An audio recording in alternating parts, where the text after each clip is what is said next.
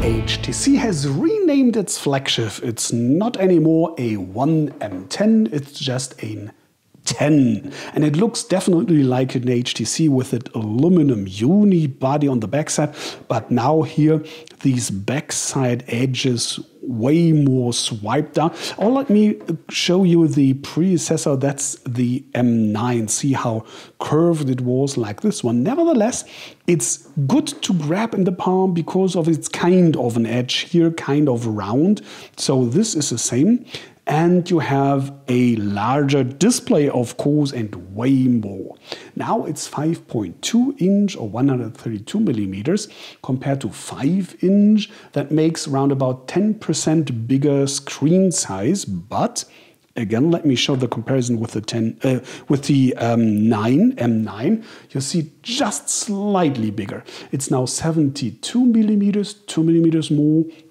And 146 millimeter, 1 millimeter more, and 9.0 millimeters is thickness instead of 9.5, and 161 grams, 2 grams more. So it's the same size, the same housing, but 10% bigger display.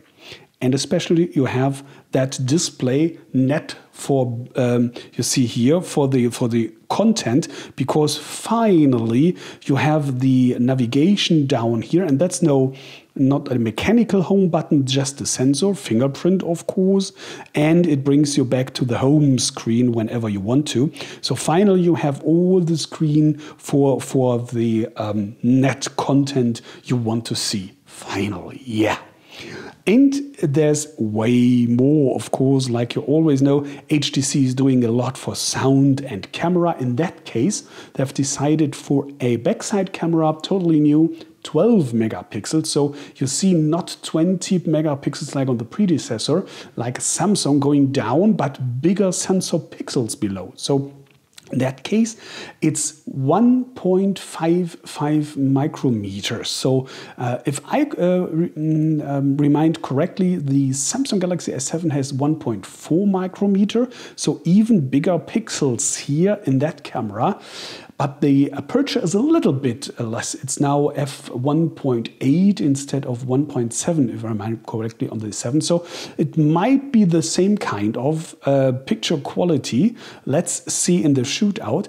Nevertheless, HTC is telling me that they're gathering 136% more light than the M9 because of that bigger aperture, the bigger pixel sizes, and of course, optical image stabilizer, finally. So I really hope for good photos and videos, of course, with that one here, 4K video, by the way. And here you see a laser autofocus, so autofocus is said to be quicker and more precise. As far as I know, this is a world record, #1 for me, because I've never heard about a front selfie camera with an optical image stabilizer. So OIS on the back and on the front. Never heard of anything like that.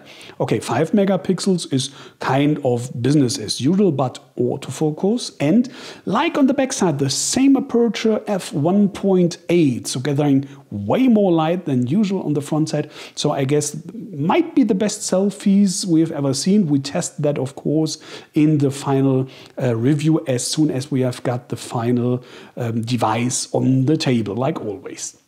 Yeah, camera seems to be good, and especially see that screen. We have first, of course, resolution. It's 1440 by 2560.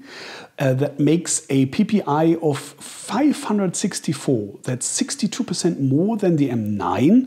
And let me show you a little bit closer. For example, here, these, I hope you can see like that. These tiny text here, great, sharp.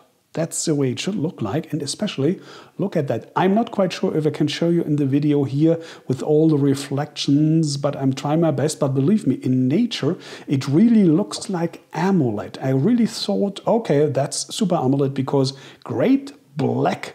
Black is really dark black, and especially the viewing angle stability is tremendous. I've never seen anything like that except AMOLED, but it's not. It's Super LCD 5, as HTC is calling that, meaning I will show you with my little magnifier here. Let me start it. It's really LCD. It's IPS dual domain to be precise. Let me show this one again. I hope you can see like that. See the red, green and blue subpixels, very dense of course, and especially that sometimes left, sometimes to the right. So definitely IPS dual domain, but in a really, really great quality here. Yeah, camera is great, screen is great. Coming to the processor. It's of course the Snapdragon 820. We have heard that before. So the new flagship from Qualcomm. Okay, only 4 cores instead of 8, but that's something that Qualcomm has developed by itself and optimized. It's called cryo cores.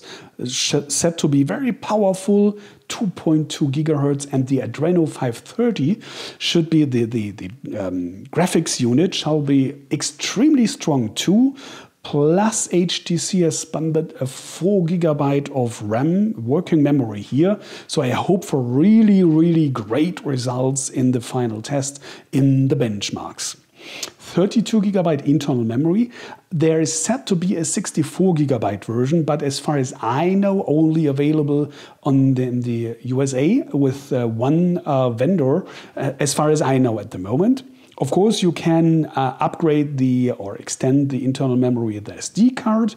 4G now supporting 450 megabit per second instead of 300. The rest is definitely the same, except of course, like the fingerprint sensor, that navigation down here.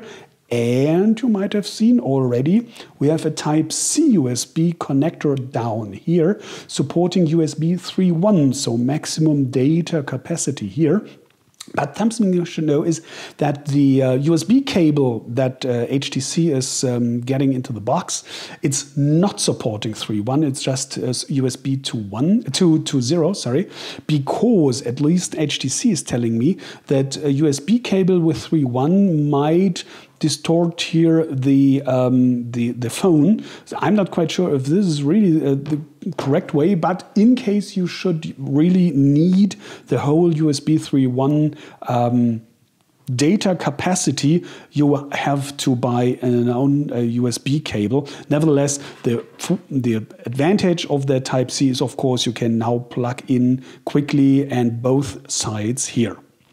And the last thing I want to show you is, of course, the difference with the boom sound. To remind this one, the M9, that was a typical front design here with these stereo front speakers. That's typical, has been for HTC. But now that this space here is used for something different, they rearranged it. It's now called Boom Sound Hi-Fi Edition, because that it's something like on your hi-fi on the home kind of subwoofer here, treble here. So you have a tweeter and a woofer, and both have separate electronics and especially different speakers. So the sound is said to be better and louder and whatever.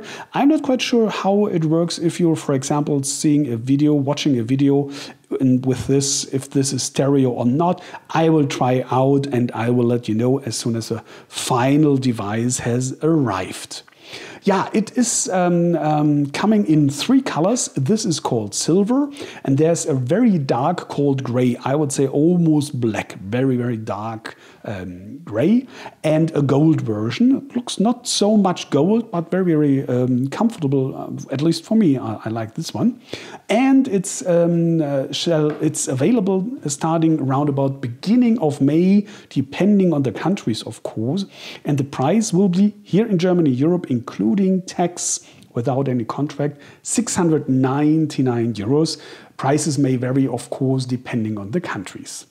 I hope this is enough for you for a first impression here from the HTC 10. Thanks for watching, take care, and bye.